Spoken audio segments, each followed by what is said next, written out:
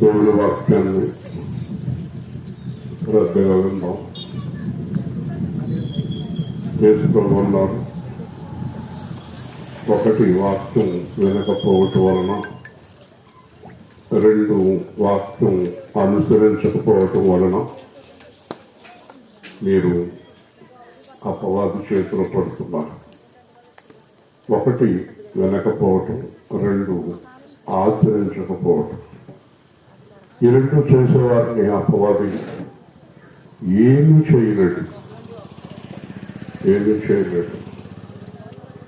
అపవాదికి వాక్యానుసారమైన వారంటే చాలా భయం. మీరందరూ వాక్యానుసారంగా మారిపోవాలి.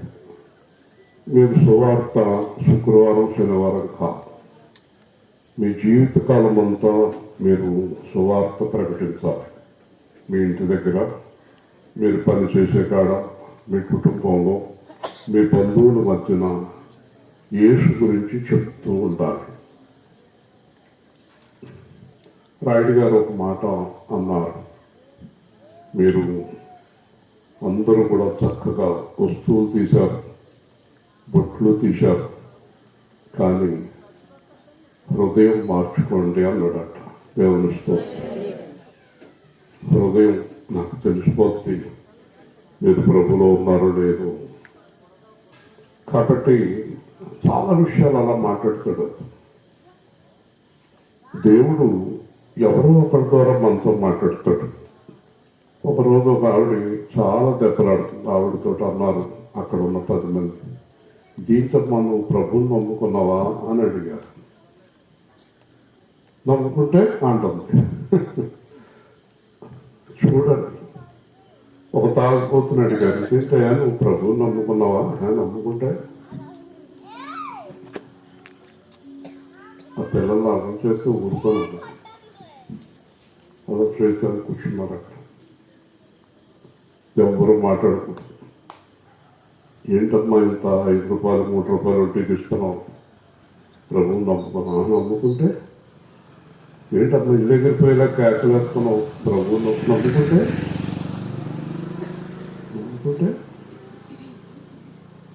కదా. ఈ మధ్య జరిగిన సంఘటనలో ఒక పెద్ద చక్కగా మాట్లాడి, నేను చాలా మందిని గమనిస్తున్నాను, యేసు ప్రభులాగా ఎవరు లేరు అన్నాడు ఆయన. దేవునిస్తూ యేసు ప్రభులాగా లేరు ఎవరు.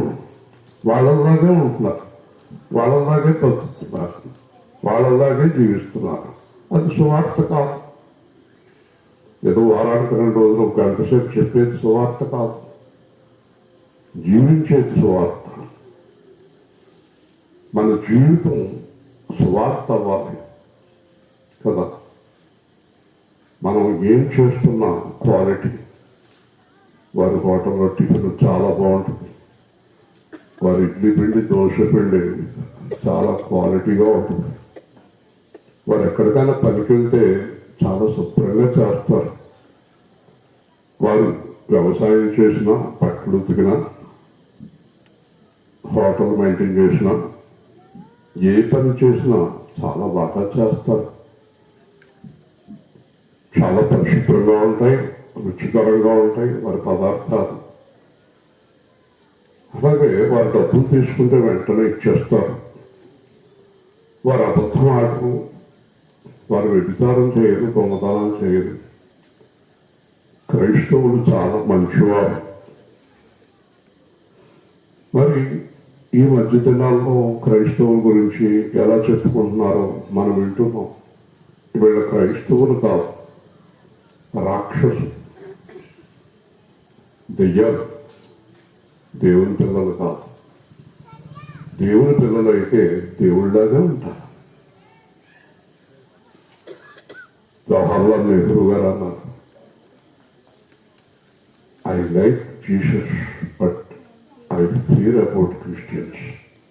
గాంధీ గారు అన్నారు, సర్వేపల్లి రాధాకృష్ణ అన్నారు, నాకు యేసు అంటే ఇష్టం, క్రైస్తవులు అంటే భయం అన్నారు. దేవుని స్తోత్రం.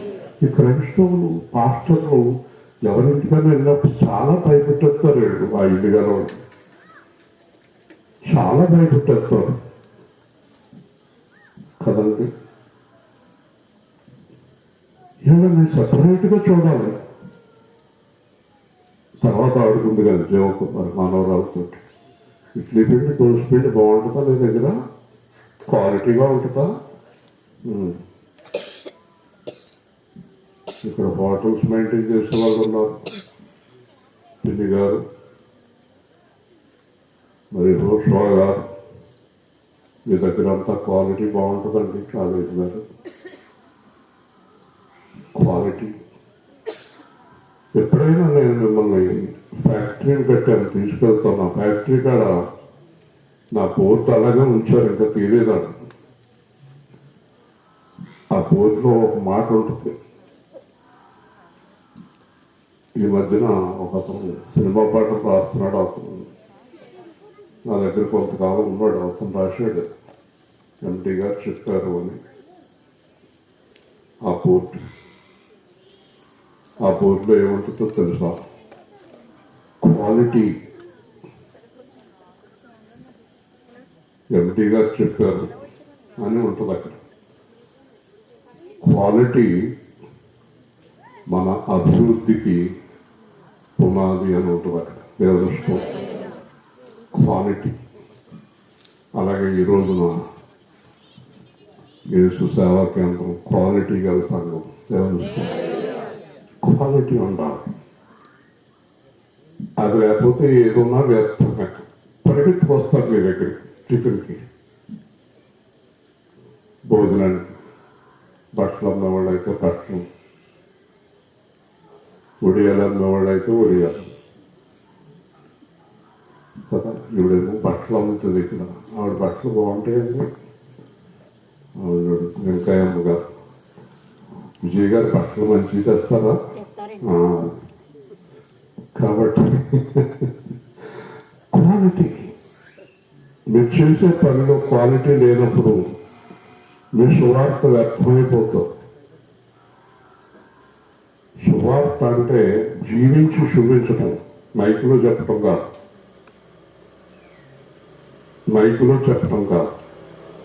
ఫిలిప్పు నతనయేలుతో ఫిలిప్పు మాట్లాడాడు, మేము యేసుని కనుగొంటిమి అన్నాడు. నజరేతులో నుంచి మంచిది రాగలదా? ఒకప్పుడు ఇలాగే అన్నారు, ఏలూరులో అంత మంచి పాస్టర్ గారు ఉన్నారా? అప్పుడు ఫిలిప్ అన్నాడు, వచ్చి చూడవయ్యా ఆయన అన్నాడు. చూసిన వెంటనే దండం పెట్టాడు ఆయన. కాబట్టి ప్రతి విషయంలోని క్వాలిటీ ఈరోజు సువార్తకి ఆధారం. లూకా సువార్త 13వ అధ్యాయం 10వ వచనం నుండి గ్రంథము దేవుని వాక్యాన్ని ఇంచుమించు 610 మంది వింటున్నారు. దాంట్లో మీరు కాకుండా జాగ్రత్తగా చదువుదాం.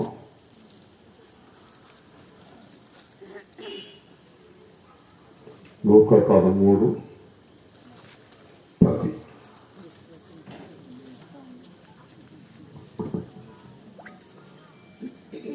విశ్రాంతి దినమున ఆయన ఒక సమాజ మందిరంలో బోధించుతున్నప్పుడు 18 ఏండ్ల నుండి బలహీనపరచు దయ్యము పట్టిన ఒక స్త్రీ అచ్చట ఉండెను. ఆమె నడుము వంగిపోయి ఎంత మాత్రము చక్కగా నిలువబడలేకుండెను. యేసు ఆమెను చూసి రమ్మని పిలిచి, అమ్మా, నీ బలహీనత నుండి విడుదల పొంది ఉన్నావని ఆమెతో చెప్పి ఆమె మీద చేతులు ఉంచగానే ఆమె చక్కగా నిలువబడి దేవుని మహిమపరిచింది. యేసు విశ్రాంతి దినమున స్వస్థపరిచినందున ఆ సమాజ మందిరపు అధికారి కోపంతో మండిపడి జనసమూహమును చూసి, పనిచేయదగిన 6 దినములు కలవు గనక ఆ దినములోనే వచ్చి స్వస్థత పొందుడి, విశ్రాంతి దినమును రావద్దని చెప్పాను. అందుకు ప్రభు, వేషధారుల, మీరు ప్రతివాడిని విశ్రాంతి దినమున తన ఎద్దునైనను గాడిదనైనను గాడిద ఎద్దు నుండి విప్పి తోలుకుని పోయి నీళ్లు పెట్టిన కదా, ఇదిగో 18 ఏళ్ల నుండి సాతాను బంధించిన అబ్రహాము కుమార్తె అయిన ఈమెను విశ్రాంతి దినమందు ఈ కట్ల నుండి విడిపింపదగదా అని అతనితో చెప్పాను. ఆయన ఈ మాటలు చెప్పినప్పుడు ఆయన ఎదిరించిన వారందరూ సిగ్గుపడిరి. అయితే జనసమూహం అంతయు ఆయన చేసిన ఘనకార్యములన్నిటిని చూసి సంతోషించారు. చూడండి, యేసు ప్రభు ఎక్కడికి వచ్చినా వ్యర్థంగా రాడు. మళ్ళీ చెప్తాను, యేసు ప్రభు ఎక్కడికి వచ్చినా వ్యర్థంగా రాడు, వ్యర్థంగా మాట్లాడు. మళ్ళీ చెప్పనా, ఎక్కడికి వ్యర్థంగా వెళ్ళడం, వ్యర్థంగా మాట్లాడు. చెప్పండి, మరి మనం కూడా అలాగే ఉండాలి కదా. అనవసరంగా తిరగకూడదు, అనవసరంగా మాట్లాడకూడదు. ఏమనిస్తూ మాటలు చాలా తక్కువ ఉండాలి. అలాగే ఇంటింటికి తిరగకూడదు. మ్యాక్సిమం మన ఇంటి దగ్గరే ఉండాలి. ఏదైనా పని ఉంటే తప్ప వెళ్ళకూడదు. చాలా విషయాలు నేర్చుకోవాలి మనం.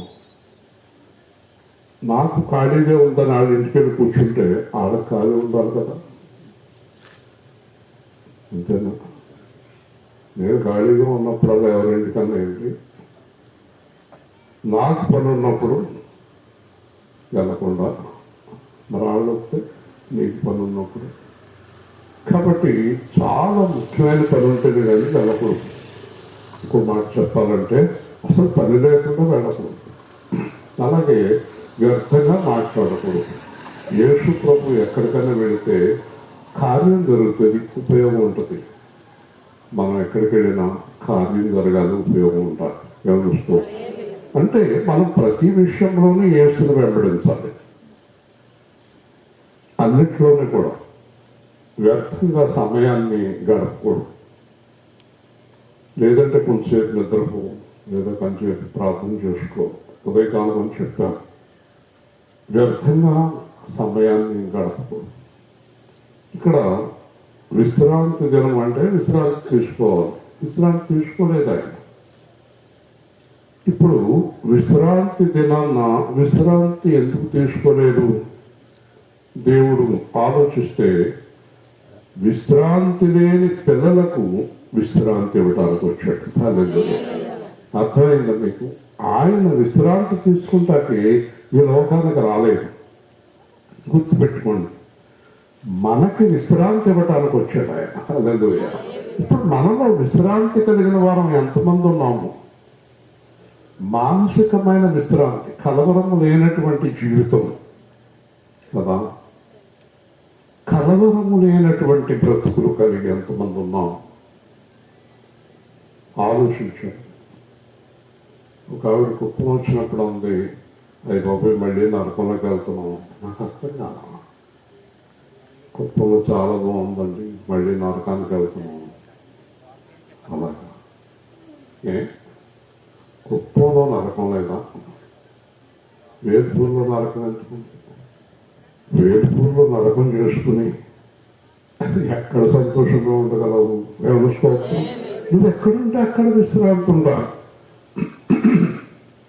ఇలాగ ఎన్ని ఊళ్ళు తిరిగి విశ్రాంతి పొందుతావు? యేసు ప్రభు విశ్రాంతి ఇవ్వటానికి వచ్చాడు. ఏ విశ్రాంతి చెప్పాలి? మానసిక విశ్రాంతి. హల్లెలూయా. మనసుకు విశ్రాంతి ఇవ్వటానికి వచ్చాడు. మనసుకు విశ్రాంతి లేకపోవడానికి కారణం, మొట్టమొదటి కారణం పాపం. పాపం మర్చిపోకండి. పాపం మానని వారికి విశ్రాంతి యేసు ఇవ్వడు. హల్లెలూయా. మళ్ళీ చెప్తున్నా, పాపం మానని వారికి విశ్రాంతి ఇవ్వడు. కాబట్టి పాపం వలన విశ్రాంతి కోల్పోయారు. 2, అపవాది వలన విశ్రాంతి కోల్పోయారు. 3, లోకం వలన విశ్రాంతి కోల్పోయారు. ఈ ముగ్గురిని విడిపించడానికి యేసు ఈ లోకానికి వచ్చాడు. ఇక్కడ ఎలాంటి విశ్రాంతి ఇచ్చాడో చూద్దాం. ఈ అమ్మాయికి ఇక్కడ ఎలాంటి విశ్రాంతి ఇచ్చాడు దేవుడు? ఈమె 18 ఏండ్ల నుండి బలహీనపరుచు దెయ్యము పట్టిన స్త్రీ. జాగ్రత్తగా వినండి ప్రతి మాట కూడా. 18 ఏండ్ల నుంచి ఆమెను దెయ్యం పట్టింది. కానీ 18 ఏళ్ళ నుంచి సంఘంలోనే ఉంది. కొంతమంది ఎవరన్నా అమ్మ నీ మీద దెయ్యం ఉందంటే ఏమీ లేదంటే దెయ్యం ఒప్పుకుంటుంది. దెయ్యం ఉందంటే 18 ఏళ్ళ నుంచి పట్టింది ఆవిడ. ఏం చేస్తుందో తెలుసా? 18 ఏళ్ళ నుంచి ఆ దెయ్యము బలహీనపరుస్తుంది. మీరు అక్కడికి వెళ్ళాలి, యేసు రక్తం దగ్గరికి. ఎవడైనను అయోగ్యముగా ఆయన శరీరమును తిని రక్తం తాగినడలా బలహీనత, రోగము, మరణము. హల్లెలూయా. చూసారా? యేసు రక్తాన్ని నువ్వు పాపం చేస్తూ తీసుకుంటే బలహీనపరిచే దెయ్యం నీ దగ్గరికి వస్తుంది. సౌలు దగ్గరికి దెయ్యం వచ్చింది, దావీదు దగ్గరికి దేవుడు వచ్చాడు. సౌలు దగ్గర నుంచి దేవుడు వెళ్ళిపోయాడు. ఎందుకు వెళ్ళిపోయాడంటే సౌలు దేవుడు మాట వినలేదు. ఈరోజు మనం దేవుడి మాట వినందువల్ల దెయ్యాలు నివాసం చేస్తున్నాయి. దెయ్యాలు ఏం చేస్తాయి? బలహీనపరుస్తాయి. ఏ విధంగా బలహీనపరుస్తాయి? ఈరోజు మధ్యాహ్నం మందిరంలో వాక్యం అన్నప్పుడు నేను ఇలా ఉండాలి అని ఒక నిర్ణయానికి వచ్చి ఇంటికి వస్తావు. వెంటనే కిందకి లాగేస్తుంది దేవుని ఇష్టం. ఏమంటుందో తెలుసా? రేపు నుంచి ఉంది కానీ అంటుంది. వాయిదా వేసే వాళ్ళు అందరూ వాళ్ళే రేపు అంటారు. కానీ బైబుల్ రేపు అనే మాటను ఒప్పుకోదు. ఏనాటి కీడు ఆనాటికి చాలు. రేపు మారతాననేవాడిని మీ జీవితంలో నమ్మకాలని దేవుని ఇష్టం. రేపు మారతాననేవాళ్ళని ఎప్పుడు నమ్మద్దు. ఇప్పుడే మారాలి. దేవుని ఇష్టం. ఇప్పుడే మారాలి. సమయము లేదు త్వరపడు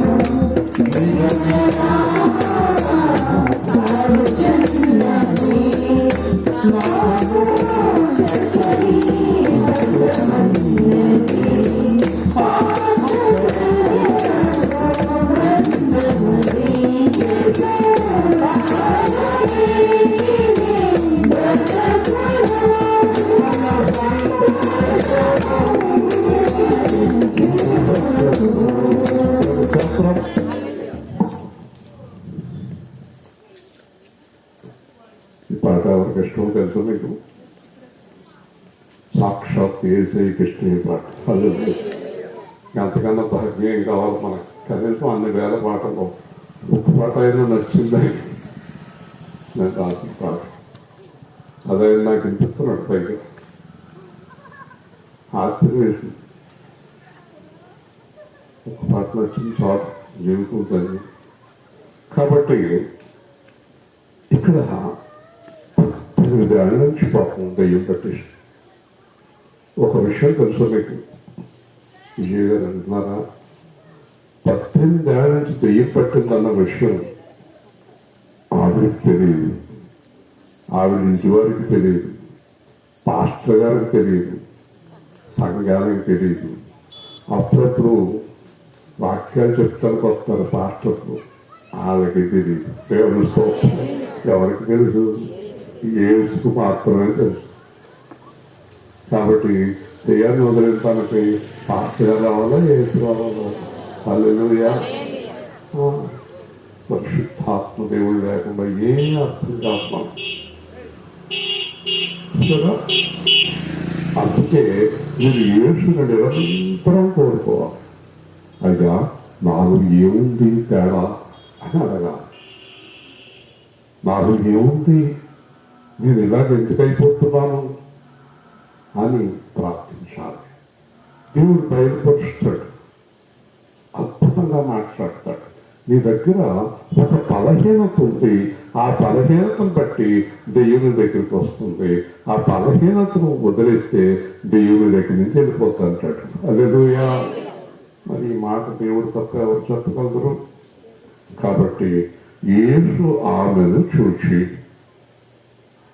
అలాగే ఆమెను చూస్తాడు. ఆయన బాగా నిటారుగా బలంగా ఉన్నవాడిని చూడటం, బలహీనుల కోసం వచ్చాడు ఆయన.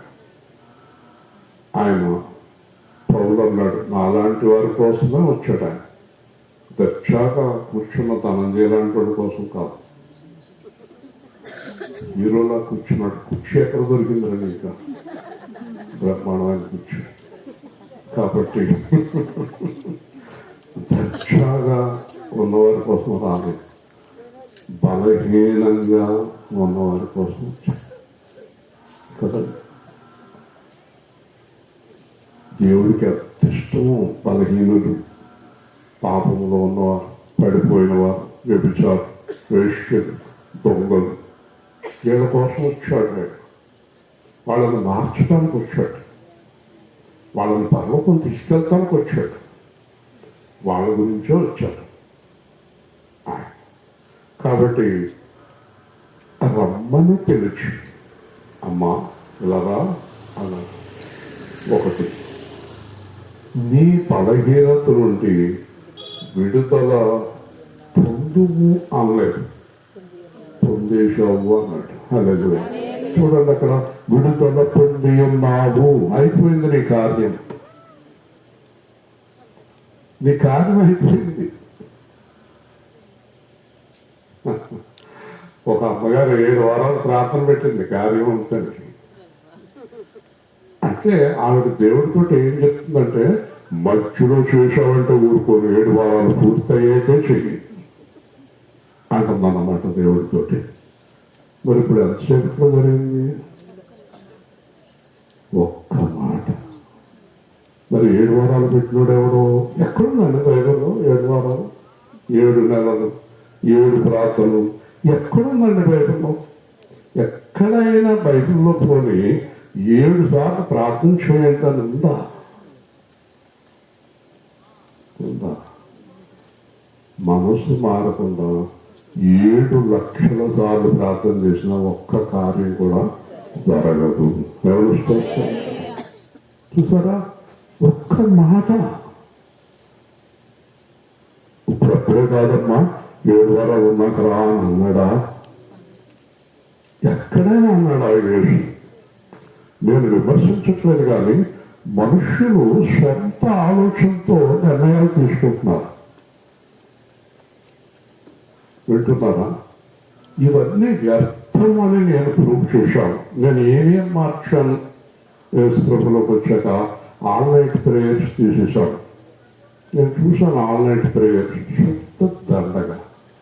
శుభ్రంగా తినేసి 10ంటికి వచ్చి గురకట్టిన తర్వాత వాళ్ళ దగ్గర గంట కొడతాడు ఒకడు. ఏ ప్రాంతంలో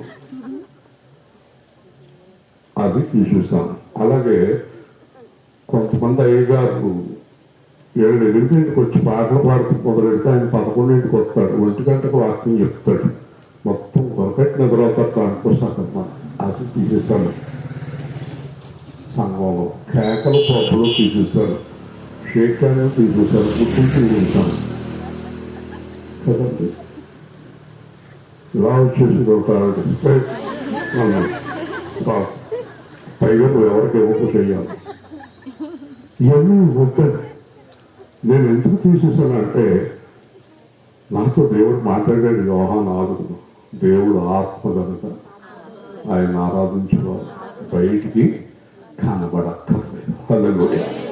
ఆత్మతో సత్యత. ఈ నాటకాలన్నీ వద్దు, మనుషులు ఏర్పాటు చేసుకున్నాయి. దీనివల్ల ప్రయోజనం ఏమీ లేదు.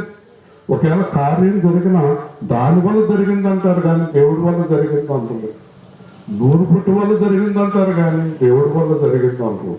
పాస్టర్ గారి వల్ల జరిగిందంటారు కానీ దేవుడి వల్ల జరిగింది అన్నారు. కానీ యేసు ప్రభు ఎక్కడ చూసినా నీ విశ్వాసం నిన్ను స్వస్థపరిచిందని చెప్పాడు. దేవుని స్తోత్రం. ఇలాగ మార్పు లేనటువంటి జీవితాలు కలిగి ఉన్నారు.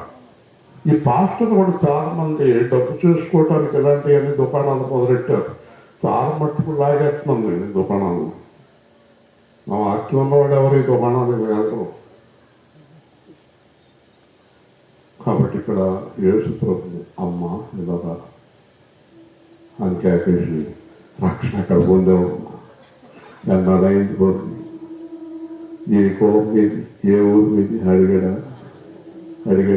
మరి మీకు అదే కదా ప్రతి సంఘంలో ఎవరైనా కొత్తగా వస్తే ఎవరండి, ఏ ఊరండి, మీరు ఏమిట్లేండి,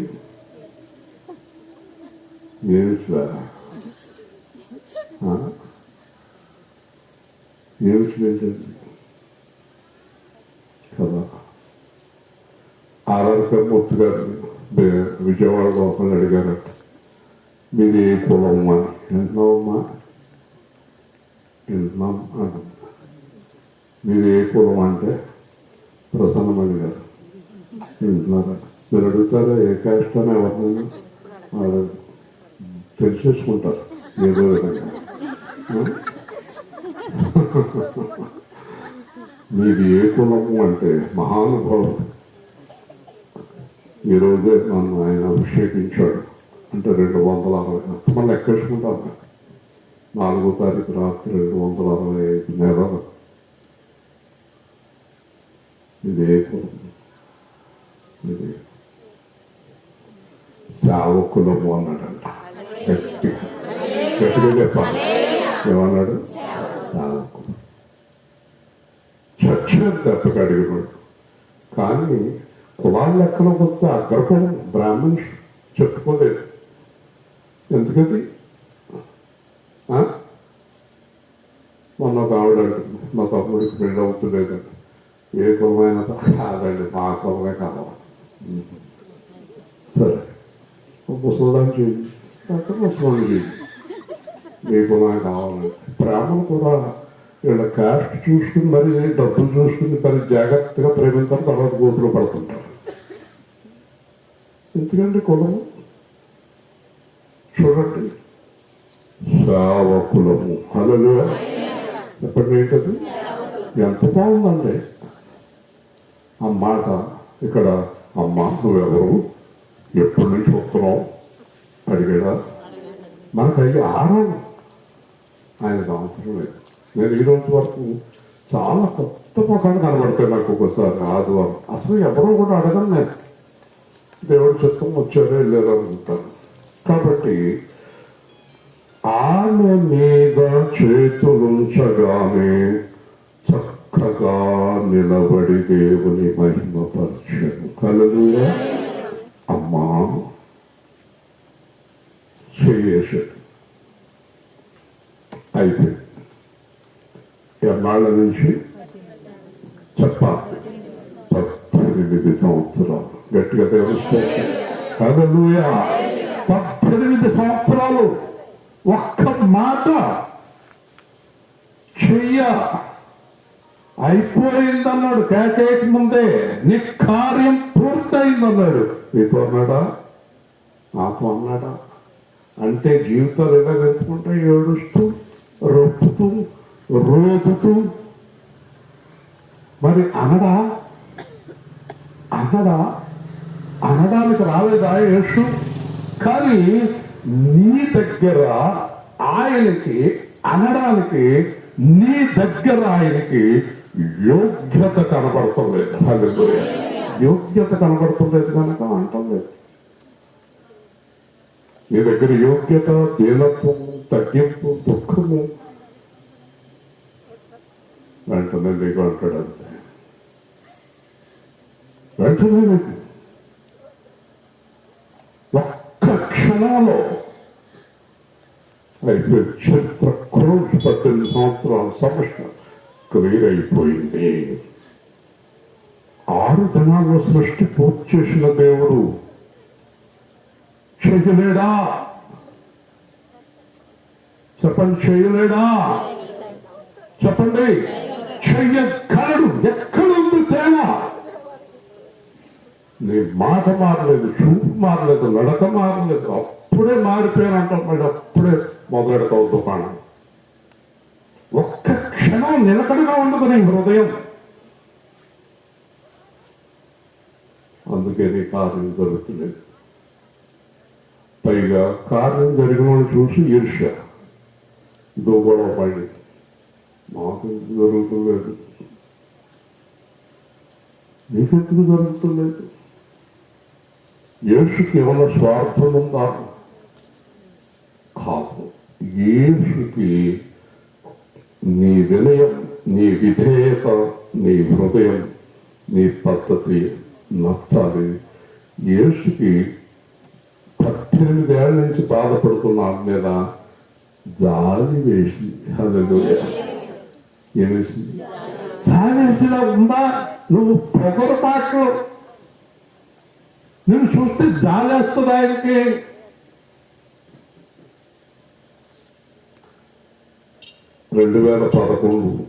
ఆగస్టు 25 నా విషయంలో ఉన్నాను. కోర్టుకి వెళ్ళాలి బెంగళూరు. మీరు ఆశ్చర్యపోతారు, నేను ఒక్కనే ఉన్నాను. పొద్దున్నే లేచాను, కన్నీరు కార్చాను. ఆ లేచాను, ఏంటన్నాడు? ఏం లేదు, వెళ్ళిపో అన్నాను. ఎలా వెళ్తాను అన్నాడు. వెళ్తాను, వెళ్ళిపో. ఇక్కడ ఆటో ఎక్కితే అక్కడ దిగొచ్చు, అక్కడ దిగితే అక్కడ దిగొచ్చు అన్నాడు. 8:30 మొదలెట్టాను నడక. ఆటో ఎక్కలేదు, బస్సు ఎక్కలేదు, అక్కడి నుంచి నడవటం మొదలెట్టాను కోర్టు వరకు. మధ్యలో చాలాసార్లు యేసు ప్రభు నాతో మాట్లాడాడు. చాట్లకు ఎక్కేస్తున్నావు, ఆయాసం వచ్చేస్తుంది, నీరసం వచ్చేస్తుంది, ఆటో ఎక్కు, బస్సు ఎక్కు. ఎక్కను ప్రభువా, ఎక్కను. ఎన్ని 4-5 ఆటోలు నా పక్కకు వచ్చాయని సార్ వద్దెళ్ళిపో. మొత్తం తడిసిపోయింది, చొక్కాలు మొత్తం తడిసిపోయింది, కళ్ళను నీళ్ళు కారుతున్నాయి. ఆటో ఎక్కను. కరెక్ట్గా 11:11 8:30 మొదలెట్టి 2 గంటల 15 నిమిషాలు నడుస్తూ కోర్టు దగ్గరికి చేరుకున్నాను. 3వ అంతస్తు అన్నారు. 3వ అంతస్తుకి వెళ్ళాను. విపరీతమైన ఆయాసం, చెమట, బాధ. కూర్చున్నాను. ఏంటయ్యా ప్రభు మాట్లాడుతుంటే, ఏంటి ఏమి లేదు ప్రభు, నీ ఇష్టం, నా అంతరంగా నీకు తెలుసు, కానీ నా మనసు బాగలేదు అన్నాను. జడ్జి గారు వచ్చారు. ఆ కింద పెంచుకున్నాడు. సార్ ఏంటి నీరసంగా ఉన్నారు అన్నాడు. ఏదో అన్నా. ఎవరితో మాట్లాడటం ఇష్టం లేదు, దేవుడితో మాట్లాడటం కూడా నాకు ఇష్టం లేదు. అలా కూర్చున్నాం. జడ్జి గారు వచ్చారు, లేవలేదు, అలా కూర్చున్నాం. అప్పుడు బెంచ్ వరకు జడ్జి గారితో చెప్పాడు. నేనేం చెప్పలేదు, అతనే చెప్పాడు. సార్ ఆయనకు ఆరోగ్యం బాగోలేదండి అన్నాడు. ఆయాసపడుతున్నాడు, ఆరోగ్యం బాగోలేదు. ఆయన నన్ను ఎందుకంటే ఎందుకు వచ్చారు మీరు ఆరోగ్యం బాగోనప్పుడు అన్నాడు. మాట్లాడలేదు. అప్పుడు దాని మీద ఏదో రాశాడు. ఏం రాశాడో నాకు తెలుసు. బయటకు వచ్చాడు. ఒక గంట తర్వాత గుమస్తా వచ్చాడు. రాసింది చూపించాడు. ఇంకా ఆయన కోర్టుకు రావక్కర్లేదని రాశాడు. గట్టిగా దేవుడిస్తాం, గట్టిగా చెప్పాడు. అయిపోయింది. అయితే అలా ఏడ్చారా దేవుడి దగ్గర? పాదాలు పట్టుకున్నారా? అర్థమైపోయింది దేవుడికి. అయితే అలా ఏడితేనే కానీ, అలా నడిస్తేనే కానీ, అలా బాధపడితేనే కానీ దేవుడు కార్యం చేయడా అంటే చేస్తాడు. ఆలస్యం అవుతుంది. గొప్పం జరగాలంటే గట్టిగా పట్టేసుకోవాలి పాదాలు. హల్లెలూయా. తప్పే ఉందండి. ఎవరి పాదాలు? మన తండ్రి పాదాలు, మన కొరకు రక్తం చెందించిన పాదాలు. నా కోసమే నీ జీవితం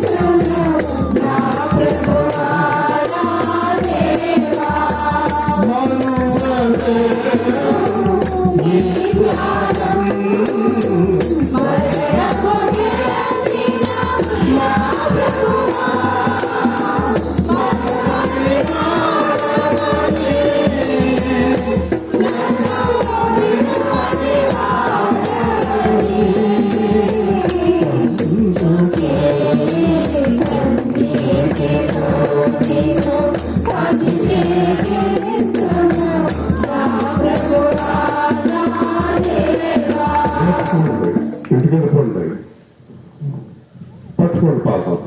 ఆయనతో మాట్లాడండి, మనుషులతో మాట్లాడతారు. మొగుడు అడుగుతున్నందుకు నువ్వు మారవా అని మారం అంటే మాట్లాడు దేవుడితో.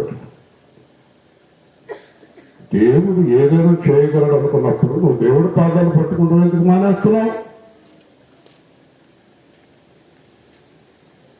దేవుడి పాదాలు పట్టుకో, మనుషులు కాళ్ళు పట్టుకో, పాస్టర్ గారు కాళ్ళు పట్టుకో. వాడు పాస్టర్ గారు కాళ్ళు పట్టుకున్నాడు, బయటకు వచ్చాక ఎందుకన్నా అలా పట్టుకుంటున్నావు? ఆయన చూస్తే ఏడుపు వచ్చేసింది. మరి దేవుడు చూస్తే రావడం మీకు ఏడుపు ఎప్పుడు? ఆ గర్వం తీసేది, పట్టుకో దేవుడు. నాకు చెప్పండి, దేవుడు చేయలేని కార్యము ఏముంది? మరి ఎందుకు జరగట్లేదు మీకు? దీనత్వం రాదు, కాళ్ళ మీద పడరు, ఏదో పథకాలు ఆలోచిస్తారు. మీ తెలివితేటలతో మీ ఇంట్లో వాళ్ళు మార్చుకుంటానికి ప్రయత్నం చేస్తారు. వాళ్ళు మారు. ఈరోజు దేవుడు ఆవిడ్ని విడుదల చేశాడు. ఆమె చక్కగా నిలవబడి దేవుని మహిమపరిచాడు. ఇప్పుడు సాతాను ఏమంటున్నాడో చూడండి. సాతాను దూరాడు ఆ పాస్టర్ గారిలో దూరాడు. సాతాను ఎవరా? కోపంతో పనిచేయ తగిన 6 తులాలు ఉన్నాయి, ఇవ్వాలంతో ఇల్లు బాధేంటి? ఇల్లు బాధ. చాలా మంది నన్ను అడిగారు, మీ పని అయిపోయిందా అంటే అవ్వకూడదా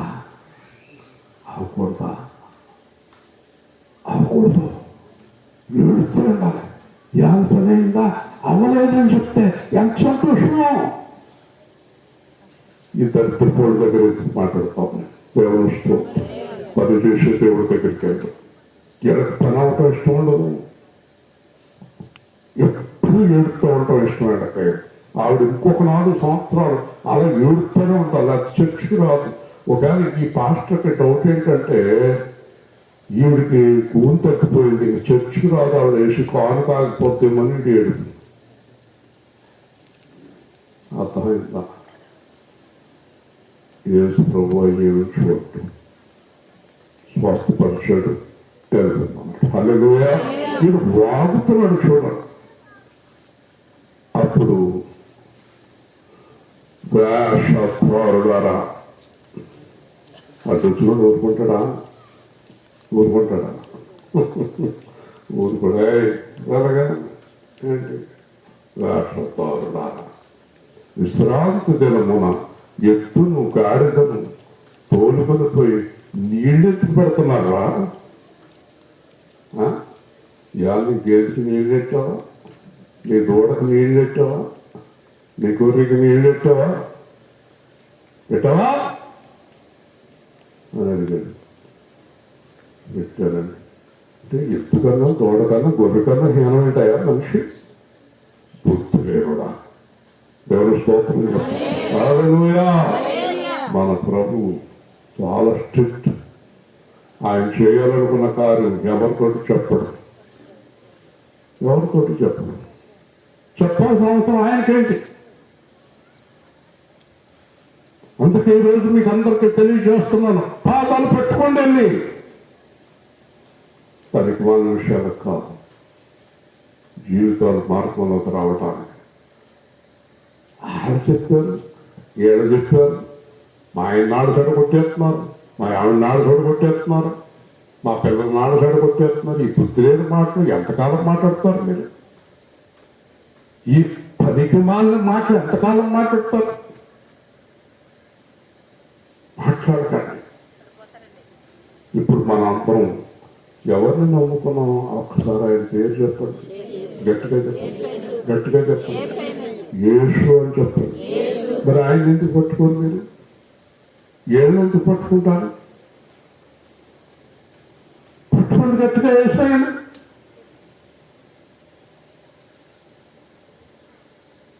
ఒక మాట హోషేయ గ్రంథం 6వ అధ్యాయంలో దేవుడు చెప్తాడు. హోషేయ గ్రంథం 6వ అధ్యాయం 3వ వచనం. హోషేయ గ్రంథం 6వ అధ్యాయం 3వ వచనం.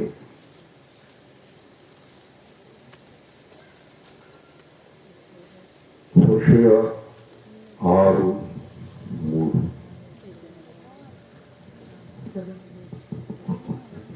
యెహోవాను గూర్చిన జ్ఞానము సంపాదించుకుంటకు రండి. యెహోవాను గూర్చిన జ్ఞానము సంపాదించుకుంటకు ఆయనను అనుసరించుటకు రండి.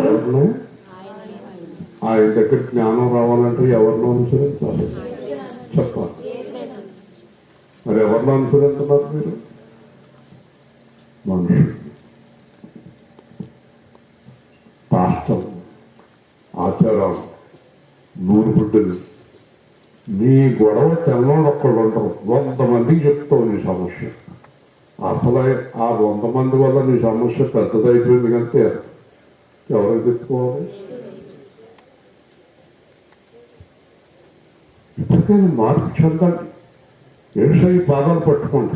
ఆడెలా చేశారు, ఏడెలా చేశారు, ఆడలా చేశారు, ఏడెలా చేశారు, ఆడకు బుద్ధి లేదా, ఏళ్ళకు బుద్ధి లేదా, ఆడకు బుద్ధి లేదా, ఏళ్ళకు బుద్ధి లేదా.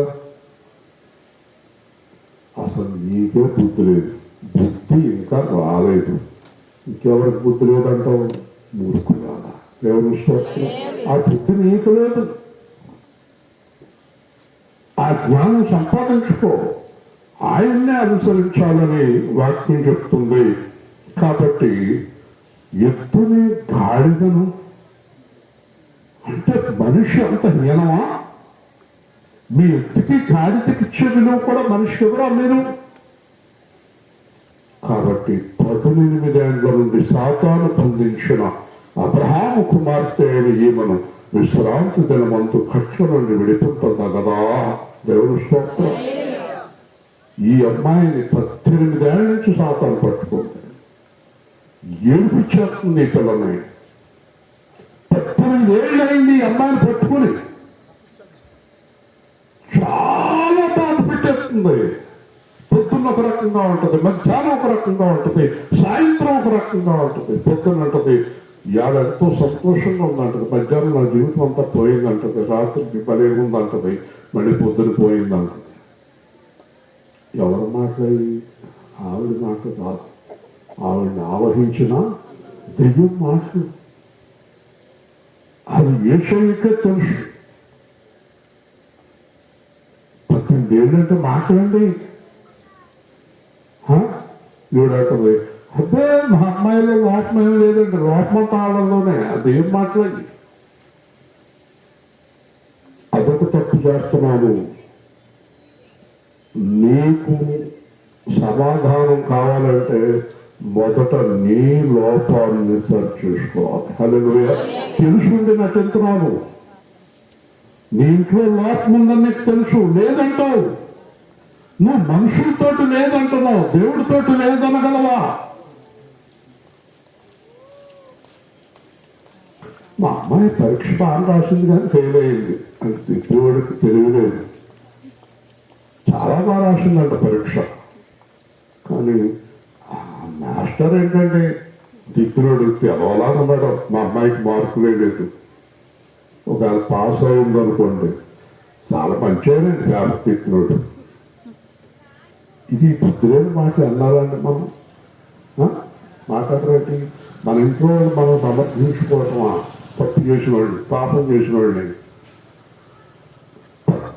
ప్రతి తప్పు ఎతరవాడిదే. అసలు నీ దగ్గర ఏ తప్పు లేదా? ఏ తప్పు లేదా?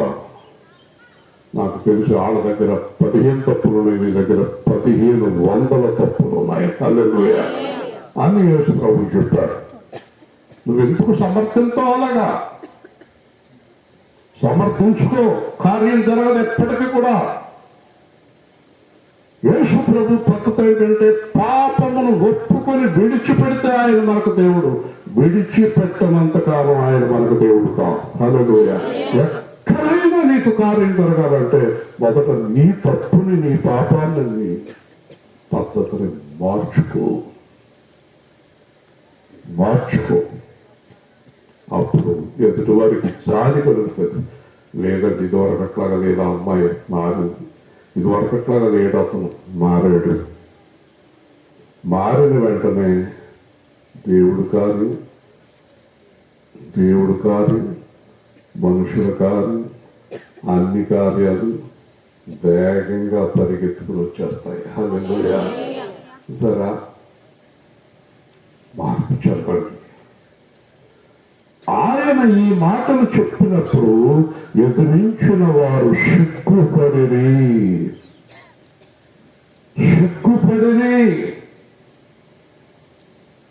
మీ దగ్గర ఉన్న డబ్బులకి మీరు స్థలం దొరకదు, మందిరం కట్టలేరు అన్నాడు ఒక అతను. మందిరం కట్టేటప్పుడు వచ్చాడు, స్థలం ఉంచుకున్నాడు.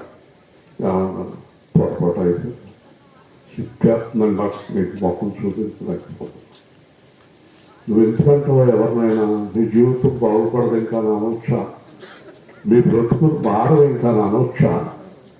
మీరు అంతే అని అనొచ్చా? మాట్లాడుతావు అనొచ్చా? దేవుడు అనుకుంటే ఒక్క క్షణంలో తారుమారు అయిపోతుంది. హల్లెలూయా. సిగ్గుపడిని. అయితే జన సమూహం అంతయు ఆయన చేసిన కార్యమును బట్టి సంతోషించింది. అక్కడ ఏడ్చింది పాస్టర్ గారు ఒక్క ఆయన, కానీ మిగతా వాళ్ళందరూ ఆవిడ కూలిపోయినందుకు సంతోషించారు. హల్లెలూయా. యేసు ప్రభు ఏడిచే వాళ్ళని పట్టించుకునే దేవుడు కాదు. కావండి ఈ కారు చేస్తే వాళ్ళు ఏడుస్తారండి. ఆయనకి ఇంకొక అలవాటు ఉంది, ఏడ్చి వాళ్ళని ఏడిపోతాం ఎంత ఇష్టం ఆయనకి. దేవుని స్తోత్రం. అలా కుళ్ళిపోయి కళ్ళంతో నీళ్ళు కాల్చేస్తుంటే ఇంకా ఇంకా ఇంకా అర్థమైందా? ఒక ఆయన వచ్చాడు, మాస్టర్ గారు ఎవరి ఈ మందులు నిండిపోతున్నారు అని. మందులు నిండిపోయే కదంటే వెనకాల స్థలం కొన్నాను అన్న. అలాగా ఊరిని బాగుతాడు. నీకేంటంత బాగా? నువ్వు నాకు రూపాయి ఇవ్వలేదు, నువ్వు నాకు సహాయం చేయవు కదా. ఓకే, చూసారా? చెప్పండి. 18 ఏళ్ళ నుంచి ఉన్న బాధ నుంచి ఒక్క మాటతో విడుదల చేసిన ఆ దేవుడు నీ జీవితంలో నా జీవితంలో చేయలేడా? చెయ్యగలడు. చెయ్యాలని ఆయన ఒకసారి యెషయా గ్రంథంలో ఒక మాట చూడాలి. ముగింపున్నాను. యెషయా గ్రంథం 59వ అధ్యాయం. ఇవాళ వర్షం రావాలి కానీ ఆగింది.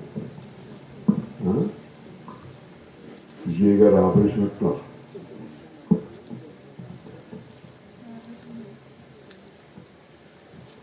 విజయ్ గారు ఆపేసారా వర్షం?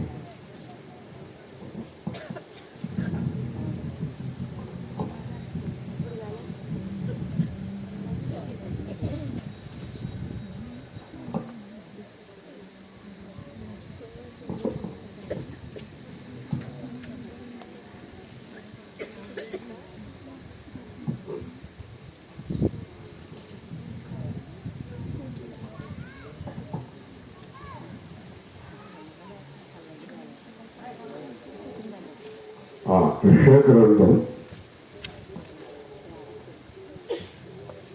గాలి బాగా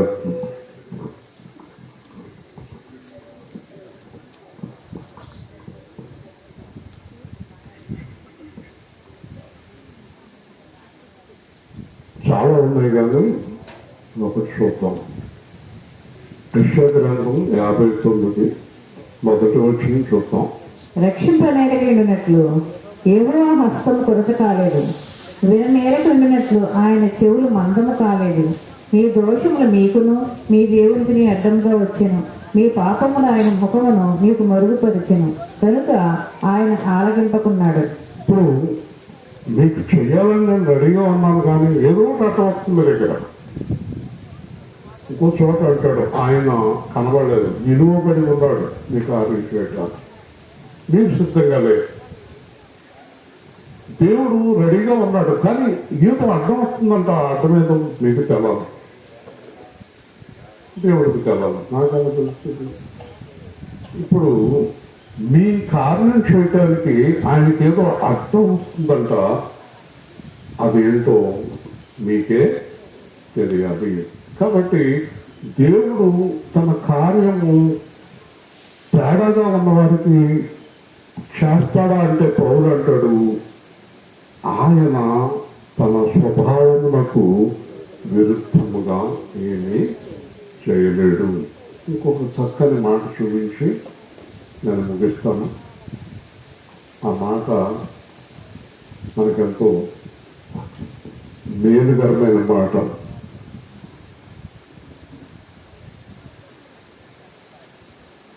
ఏడవ వచనం 51వ అధ్యాయం 7వ వచనం 51వ అధ్యాయం. నీతి అనుసరించేవారలారా నా మాట వినుడి, నా బోధన హృదయమందించుకున్న వారు అజనులారా ఆలకించుడి. మనుషులు పెట్టిన నిందకు భయపడకుడి, వారి దోషణ మాట నుండి దిగుపడదు. మనుష్యుల నిందకు భయపడకండి, నా వాక్యాన్ని మీ హృదయంలో ఉంచుకోండి. నా వాక్యం మీ హృదయంలో ఉన్నప్పుడు దేవుడు కార్యం చేయడానికి మీరు సిద్ధంగా ఉన్నాడు.